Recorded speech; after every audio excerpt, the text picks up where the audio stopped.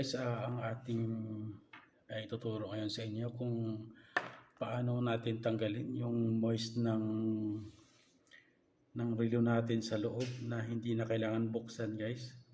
Kung napansin nyo guys, yung relo ko guys ay ginamit ko kanina sa paglaba at paghugas ng plato, pagluto ng isda, kaya medyo nag-moist siya guys. Nakita nyo guys, nakalimutan kong tanggalin sa kamay. Siyempre napasok yata ito ng tubig kasi nabuksan ko na ito dati. Pinalitan ko na ng battery guys. So, ituro ko sa inyo guys kung paano tanggalin yung moist na sa loob ng ating relo guys. Kung halimbawa ay sa mga relo nyo rin mangyari na hindi na kailangan buksan guys. So, panoorin nyo guys kung paano natin tanggalin guys. Hindi na natin kailangan ito buksan. Yan guys, G-Shock yung relo natin. At yan, simulan na natin guys tanggalin yung moist nito para makita nyo guys. Ganito lang gawin natin guys, hawakan natin to guys. Yan, ganyan lang natin guys.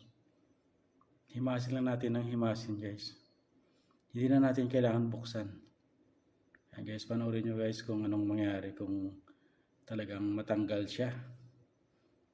Yan guys, panoorin nyo guys. Himasin lang yan guys ng himasin para mawala yung moist.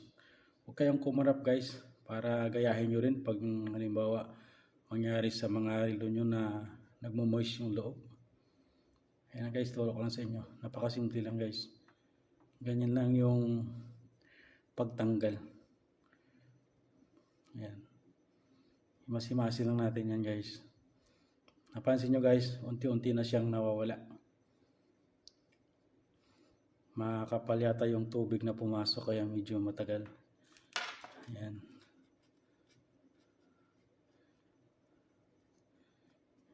Hindi yan guys, hindi yan magic talagang easy way lang yan na napakadaling paraan lang para tanggalin natin yung moist sa ating relong nagkaroon ng moist sa loob. Aba, napakatagal. Mapasubo yata si Tatay Dods dito. Yan guys, napagod na yung daliri ko sa kakahilot. Ayan. Kabila na naman.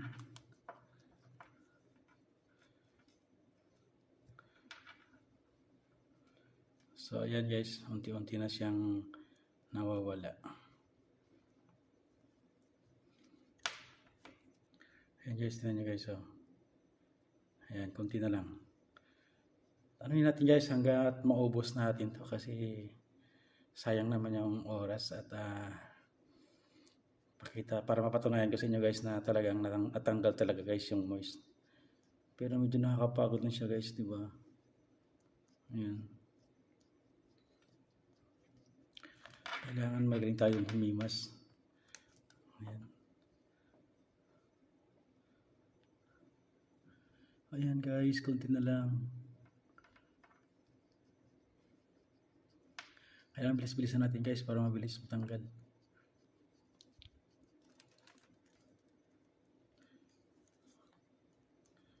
Huwag kayong kumurap guys, malapit na yan.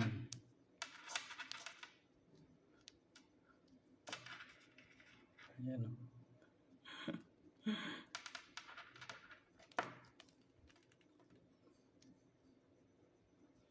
Alam niyo guys kung bakit siya natatanggal. Ayan guys. Ganyan lang yan guys diba? Para makita nyo guys na ganyan lang pala kasimple. Ayan guys, konti na lang.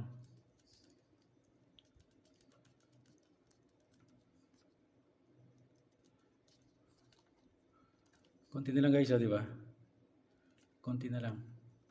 Ubusin natin to guys hanggat matapos para makakuha din kayo ng idea.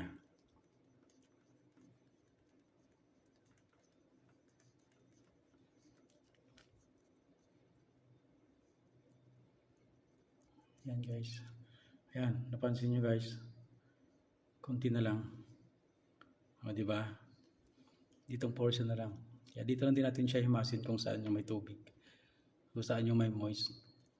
Kasi guys, bakit siya natatanggal? Kasi habang ginaganyan natin yan guys, umiinit yan, umiinit yung salamin. O, di ba? So, ayan na guys. Di ba? Maniwala kayo at sa hindi, natanggal na ni Tatay Dods. Konti na lang guys, konti na lang. Like, ubusin natin para siguradong sigurado yung ating pinapakita.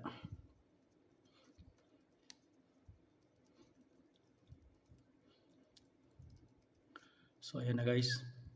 Malapit na to, malapit na. So, ayan guys, kung napansin nyo guys, wala na.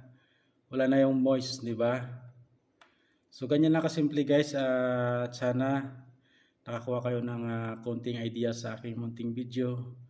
Maraming salamat guys sa inyong panood.